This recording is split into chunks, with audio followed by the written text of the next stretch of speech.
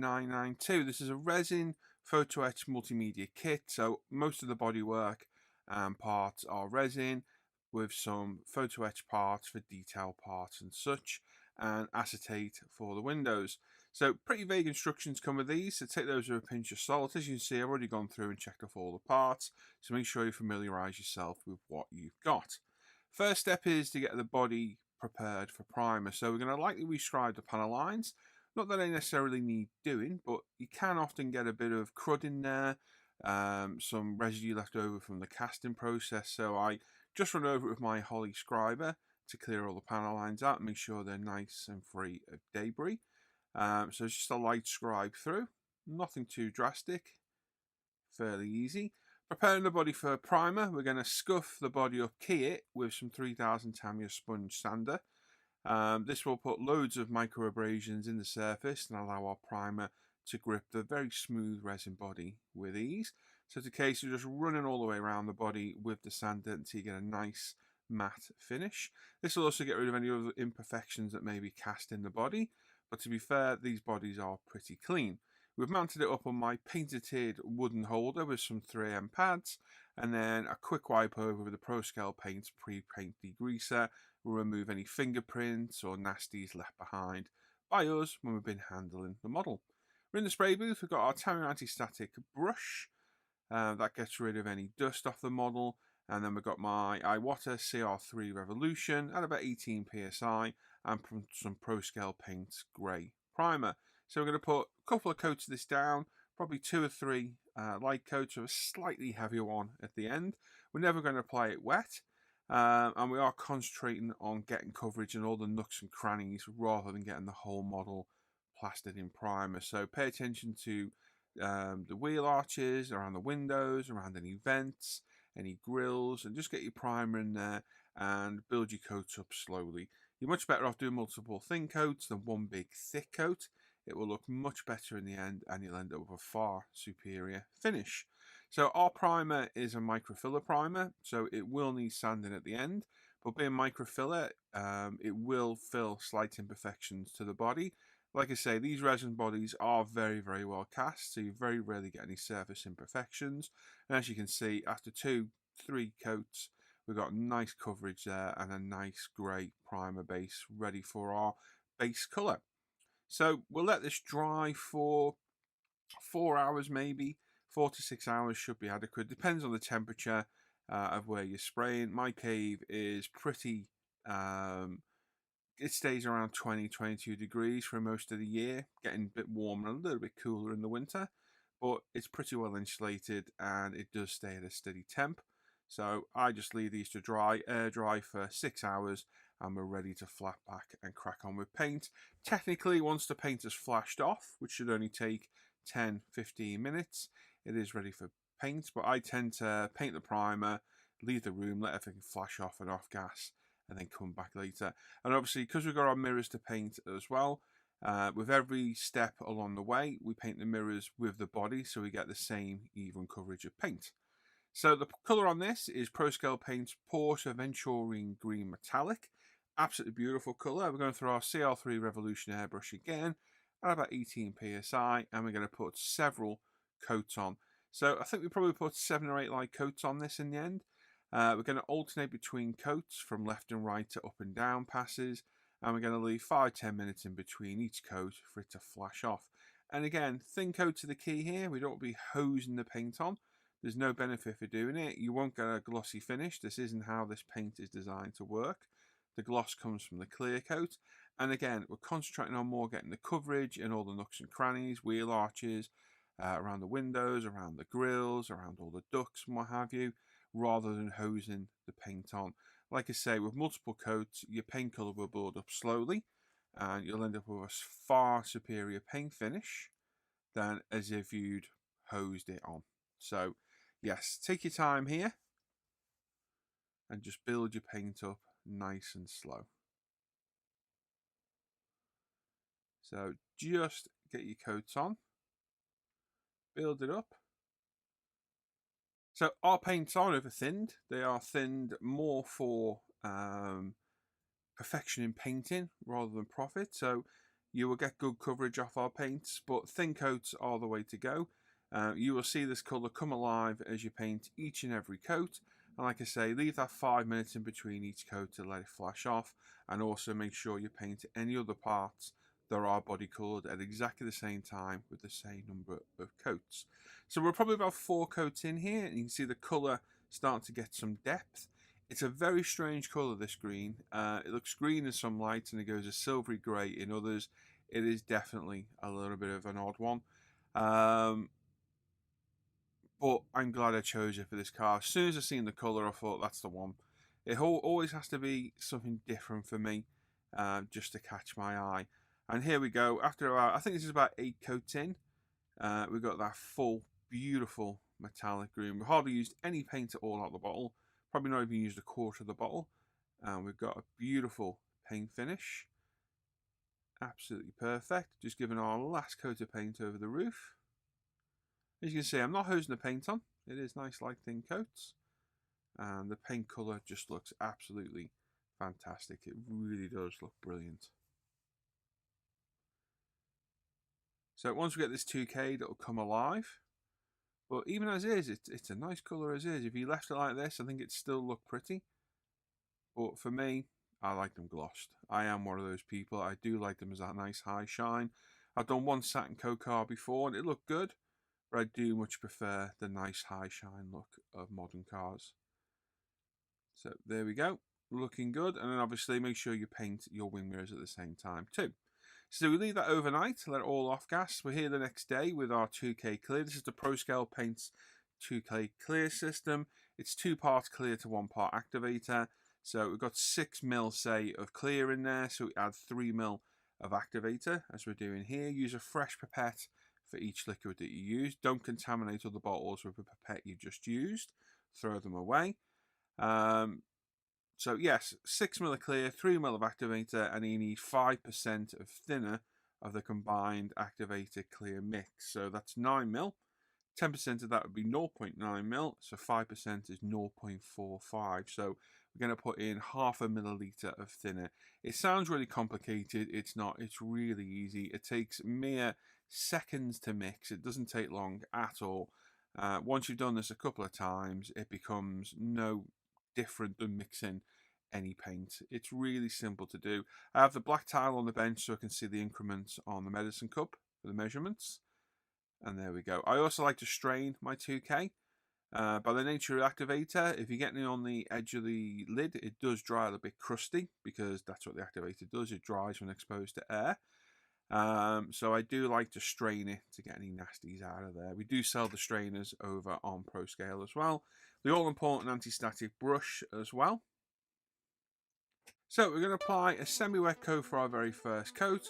I'm using my Iwata Revolution 0.5. I'm at about 22 psi. And like I say, on our first coat, we're going to go over semi-wet. I've sped this footage up because it can take quite a while to show otherwise. But semi-wet coat, we'll let this flash off for 5 minutes. Then we'll come back with a full wet coat. Now, although we say it's a 2-coat system, it doesn't necessarily have to be. What you want to see when you're finished here is a glass-like smooth finish. Now, our 2K is very, very forgiving on how much you can put down, and it still dries ultra thin at the end. So you can really push this quite far. So what I tend to do is my first coat, semi-wet coat, pop it in the box I've got to the left, and then paint my mirrors at the same time. Let that flash off for 5 minutes, and we'll quickly spray our next wet coat. So we've got a little bit heavier with the 2K to get a full wet coat. Again, if we don't get the full coverage, it's not the end of the world. We can come back with another coat in a minute.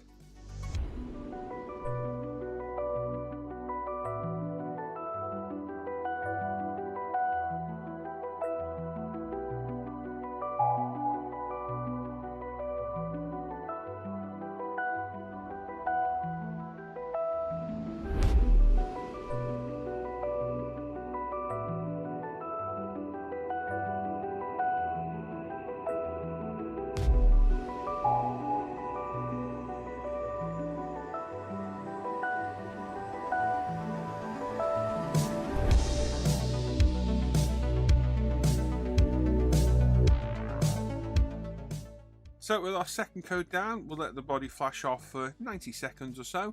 We'll just let the 2K self-level a little bit. Have another look. If we can see any orange peel or imperfections, we'll give it another light coat.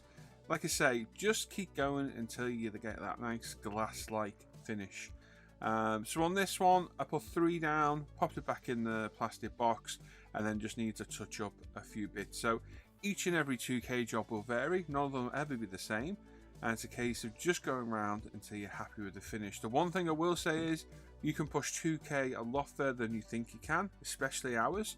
And how this looks when you're finished 2King is how it's going to dry. So if it's got orange peel in it, it's going to have orange peel in it when it dries.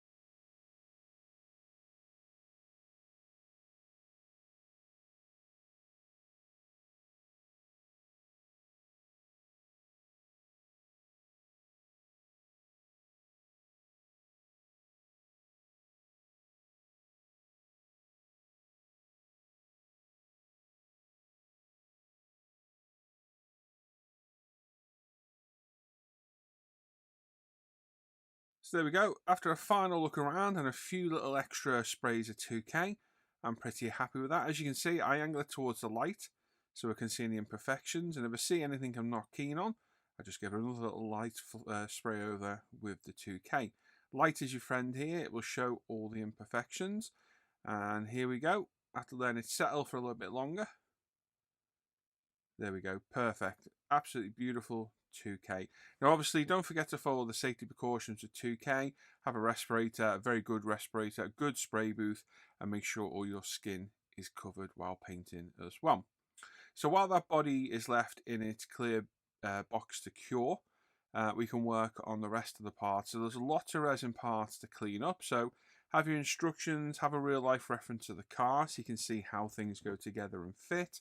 And using your whatever sanders your choice are, mine are the UMP sanders, you can go around and clean all the resin up. I use a combination of the thinny sticks and the sponges to clean the resin up. And I like to do all this in one go. So I do all the cleanup in one go, all the priming and all the painting in one go. And it's a very efficient way of working on models, which I've now carried over to my plastic models as well. We've got all the parts mounted there ready for primer. And I'm also going to cut off and mount all the photo. Oh, it's me. Hello. I'm also going to cut off and mount all the photo etch parts on some reverse mounted Tamiya tape, as you can see here. So the first step of the PE is to prime it. We're using ProScale's Photo Etch Primer.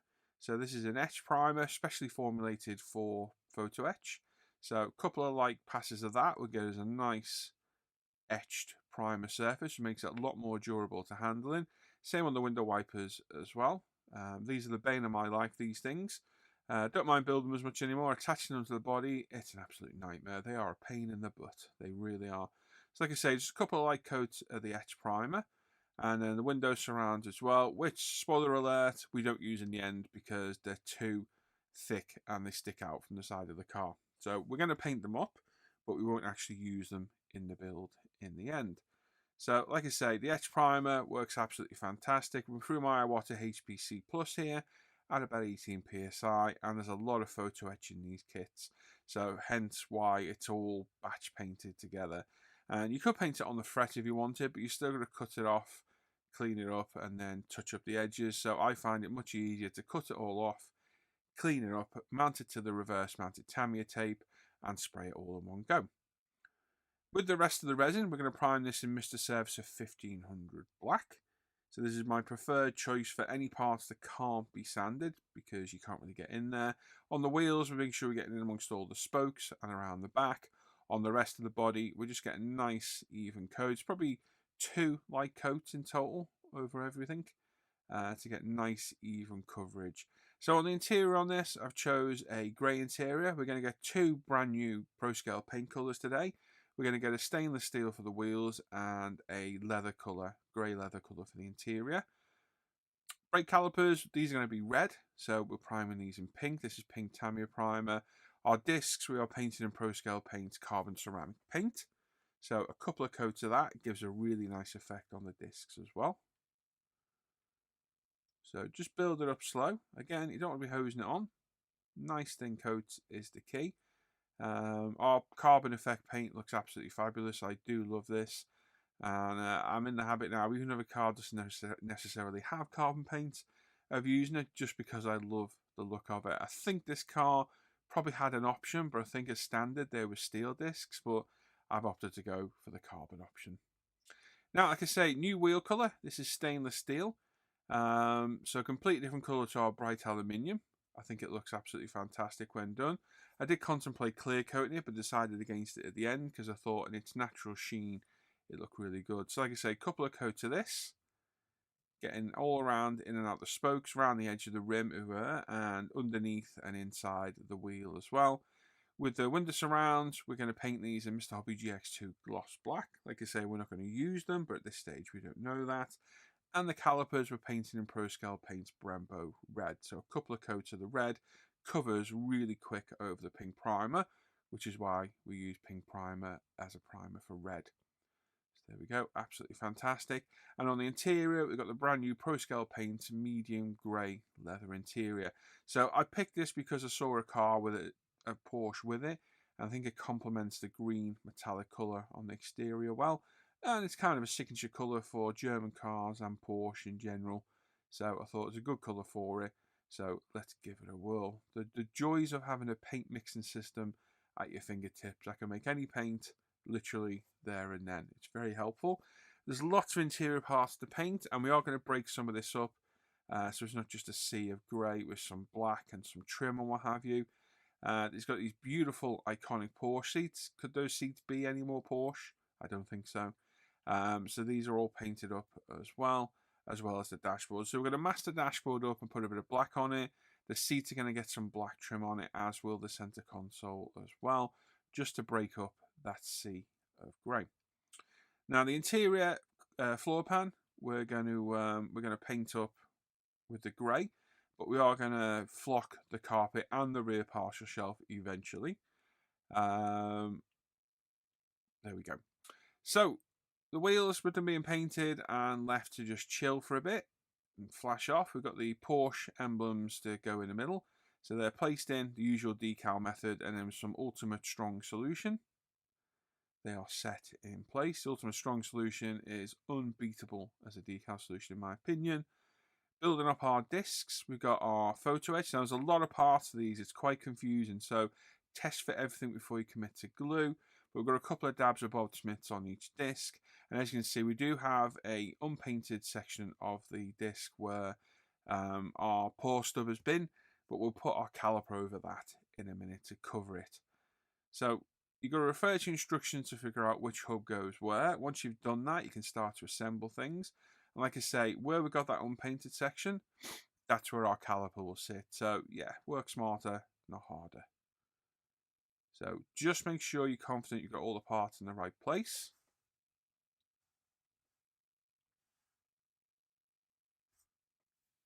And then you can start to assemble it. Double check everything. If you get any glue where you shouldn't, get a cotton bud and wipe it out like so. And I would recommend using the wheels to double check the fitment of the hubs is central. Now, we masked up the dashboard, you can see it in the background. I did contemplate masking up the seats, but they had a really good demarcation on them, and I thought it's not worth the God knows how long of masking up when I can brush paint it in minutes. So some Vallejo model colour black, thinned with a drop of water. We can brush paint these really easy, and A, you're not really going to see them at all, and B, well, does it really matter if it's not perfectly masked? I can brush paint perfectly accurate, and it looked perfectly adequate once it was done. It all depends what you want to get out of it. For me, for something that you won't really see through the back window of a car, and something only you guys will really see, it's just sometimes not worth the pain and effort of masking things when you can easily brush paint it. Dashboard's got some nice decals. We've painted up our black trim in the centre. There's some carbon effect trim that goes either side on the console as well, and lots of little decals. We've got the speedo, rev counter, the display in the center, some buttons. We've got the Porsche logo in the center of the steering wheel as well. And then there's my carpet flock by my wonderful assistant Hannah with the Pro Scale Paint carpet. I will do a guide on doing this soon. We've got some speaker grills to pop in place. As you see, we haven't done the Porsche shelf, completely forgot about that. That will be done later on. But we're just assembling all the photo etch on the interior for now. Right, so the 2K has now cured and we're going to flat this all back. So we've got our 3M tri-zip pads. Now because I got such a nice 2K job out of the gun, we don't need to go right back with 3000. So we're going to use the 6 and the 8000 here to flat it back. So this is going to do two things. Number one, it'll thin the 2K out a little bit, so it'll make it a little bit more realistic. More importantly, it'll get rid of any surface flaws in the 2K itself. So if you've got any dust or hair or what have you, it will take care of those. And once we've done the 6, we'll move on to the 8 and work our way through the grits, wiping off in between with some clean kitchen paper. The water there I have is just clean tap water with a few drops of dish soap in there, Dawn or Fairy, wherever you call it, where you're from. I'm just going to go around with both grits of sander until we've got a nice, flat, even surface. Once we've got that, we're going to get the UMP polish system. This is the compound, which is a much coarser polish. And we're going to give it a nice polish up all over. We've got some old t-shirt material here, which is the perfect polishing cloth in my opinion.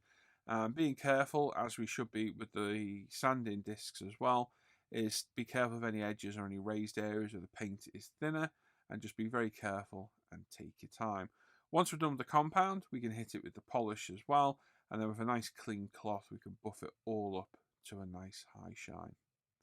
So the combination here, it's a winning combination of the Pro Scale Clear, the tri-zip pads and UMP polish system. It just gives you an absolutely beautiful clear coat. It really does. This is the polish. This is a much less aggressive abrasive, and it's the final step in this.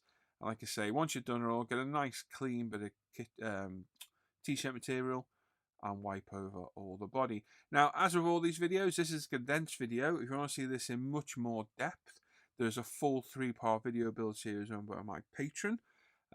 There's other perks becoming a patron. You get early access on the videos, access to all the full video builds.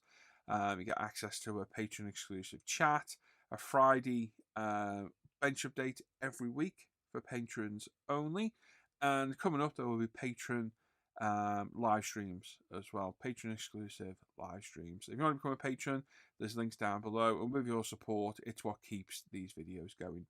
So the residue of the polish does collect in the panel line, so we use an airbrush with some water in to blast this out, and a quick jet wash sorts that out. Dry everything off, make sure it's all dry, and we're going to mask off our windows and our front grille for all the black trim that needs painting.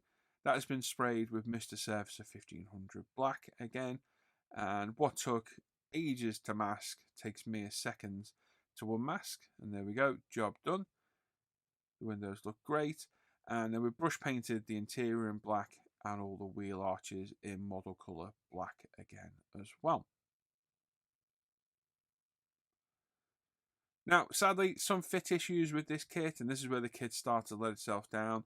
The door cards don't fit in for a start, so I had to notch each one of them to get them to fit. Really annoying and frustrating to spend £150 on a kit, which I did buy this one myself. To have parts not fit, it is disappointing. It's just one of those things, unfortunately, from time to time. So a little bit of trial and error gets the interior to fit. Then we can start gluing our seats in place. So use the instructions as a very rough guide. They're not an instruction sheet, they're a vague assembly guide. Yes, my advice would be on these kits is to test fit everything. Don't commit to glue until you've test fitted every single part, because I've been there and done it and had to literally break parts apart to get them fixed. So using normal CA glue, we're gluing our seats in place. We've got the backs in place there. Those iconic Porsche seats, which look absolutely fantastic.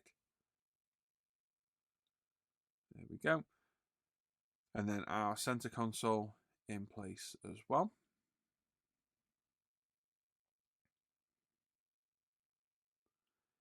There we go. And then with our dashboard in place, our door cards slotted in, we can push our tub in, and then we're going to pop a little bit of glue in the side of the door card. So just smudge them over with a cocktail stick and very carefully applied some glue down the sides. Job done.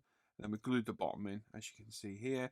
Now the screw holes normally always need widening on these. So a battery powered drill is the ideal tool. Just be careful you don't go right through the body. Just really take your time with this.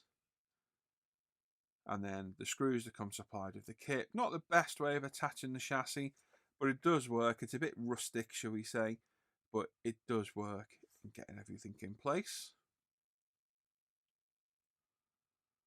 There we go, with all those screwed in. That's the chassis in place.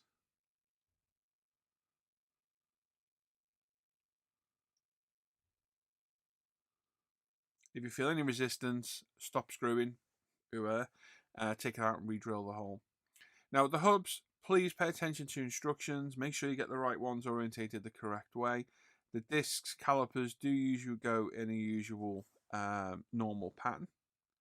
So just follow the instructions until you're happy you've got everything lined up correctly. Then apply a liberal amount of glue on the back and get them in place. The headlights are another disappointing part on this. The actual headlight buckets fitted in just fine, as did the actual light pieces themselves.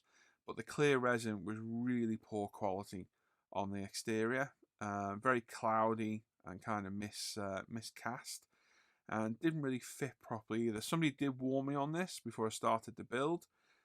And yes, sadly, not the best part. With the rear clear parts, we're going to spray these in Tamiya X27 Clear Red. So we're spraying neat out the bottle, and then final coat is done with a thin coat.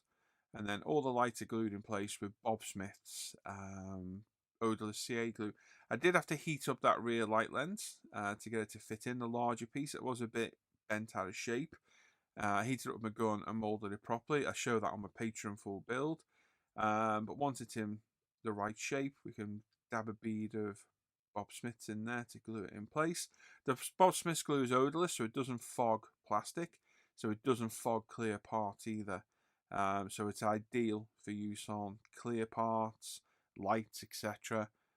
It does take a little bit longer to grab, so you may find you need to hold things just a little bit longer before they get grip. There's a Porsche embossed panel for the back as well. That we've already test fitted all these parts, so we know they fit perfect. That just slots in with a bit of glue, and then the Porsche logo for the bonnet as well. Just a metallic decal. So the metallic decals I don't tend to hit with decal solutions. I just put them in place and burnish them down. These rear lights, these are clear acetate painted red. These were a pain as well. This is the real downfall of the kit, is these clear parts. They are not very good at all. But we work with what we've got and we do the best job we can. We do get turned exhausts with this. The tips are in place there in the rear valance. You can see them. They were very nice, and these wheels are absolutely beautiful. And again, before you commit to glue, make sure you get the right wheels in the right place, because 2 fit on all 4 just fine, and 2 of them don't fit the back at all. So make sure you get the right wheels before you commit to any CA glue. Right, with all 4 wheels in place, we can concentrate on our windows. And again, I've shown this many times before. We use the Bob Smith's odorless CA glue. It is by far the best glue for doing this job. It's fairly mess free, it doesn't fog the glass up, and it works great. So using a cocktail stick, we're going to apply dabs strategically in the window surround. If you get a big pool of CA glue, drag it across rather than leaving a big pool of it. Otherwise it'll splurge out onto the glass. I make a little handle out of some not double-sided, out of Tamiya masking tape, as you can see here.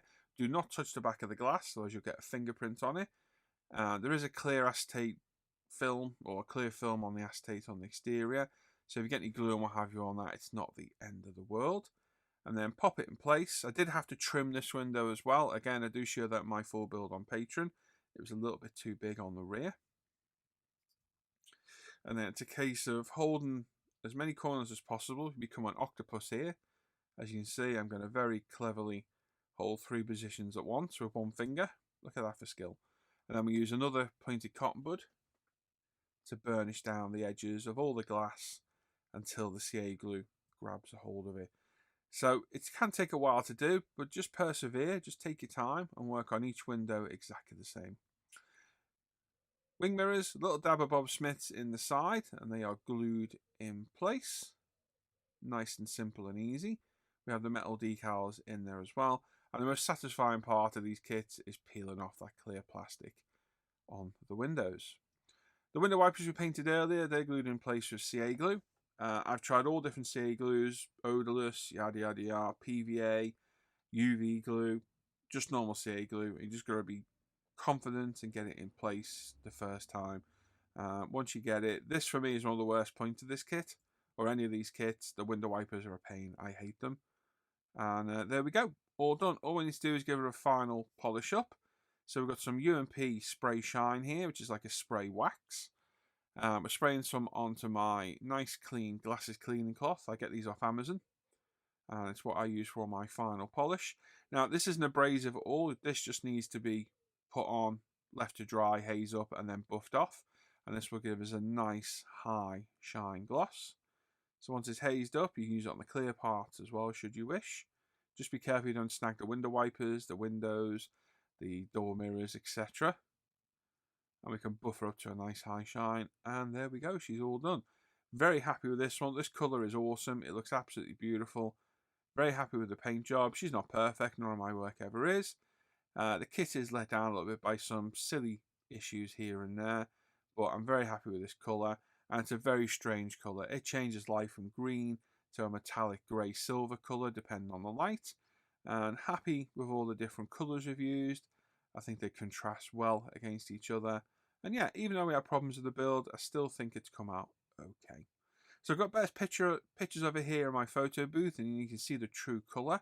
So this was primed in ProScale grey primer, painted several coats of Porsche Aventurine green from ProScale. We gave it a black Tamiya panel line wash.